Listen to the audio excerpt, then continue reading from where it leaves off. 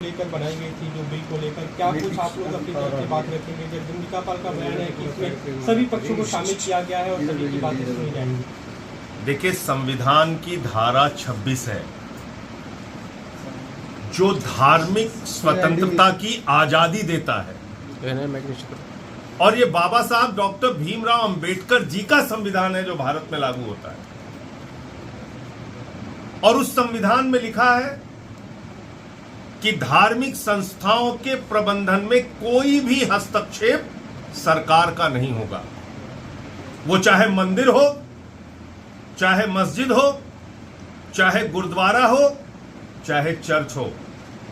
लेकिन ये जो कोशिश की जा रही है मौजूदा मोदी सरकार के द्वारा, इस कोशिश के पीछे एकमात्र मंशा है जमीनों को कब्जा करके अडानी को देना। ये अपने दोस्त अडानी को जमीनें देने के लिए ये बिल लाया जा रहा है।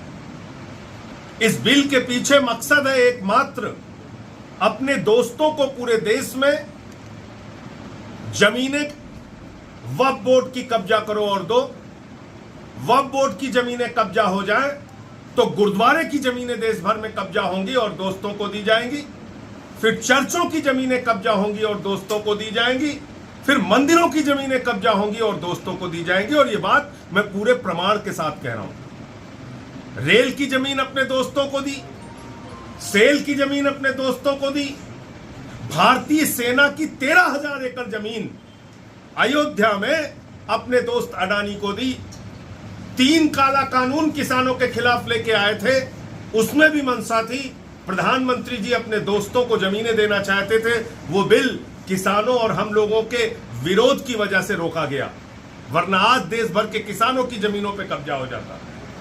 दलितों की जमीनें कब्जा करके दोस्तों को देना है, आदिवासियों की जमीनें कब्जा करके दोस्तों को देना है। तो ये बिल गैर संवैधानिक है, संविधान की धारा 26 के विरुद्ध है, और कोई भी बिल संविधान के विरुद्ध नहीं आ सकता। विरोध करेंगे आप इसका?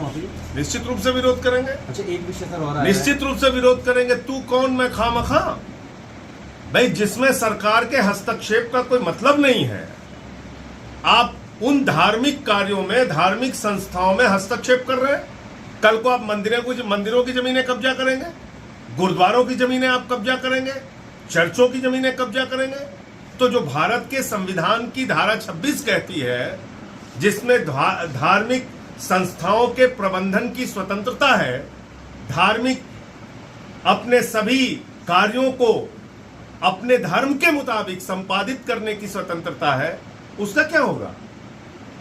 उस संविधान के अधिकार का क्या होगा? आप भारत के संविधान में दिए गए अधिकार को छीनना चाहते हैं, इसलिए इसका विरोध करेंगे। एक दूसरा मुद्दा, आतिशी जो आपकी मंत्री है, उन्होंने इन्फॉर्मेशन पब्लिक डिपार्टमेंट के सेक्रेटरी और डायरेक्टर को शो कॉज नोटिस किया कि 15 अगस्त को जो विज्ञापन छपा उसमें सीएम की फोटो नहीं है।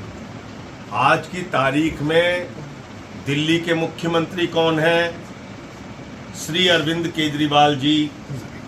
मुख्यमंत्री जी की फोटो क्यों नहीं है? ये प्रश्न पूछना क्या कोई गुनाह है, कोई गलती है क्या?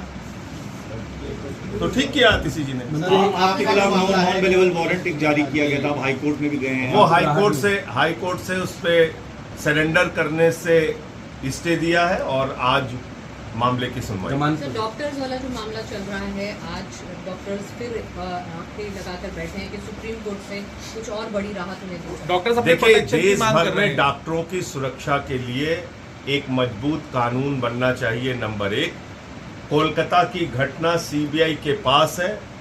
वो घटना देश को शर्मसार करने वाली घटना है।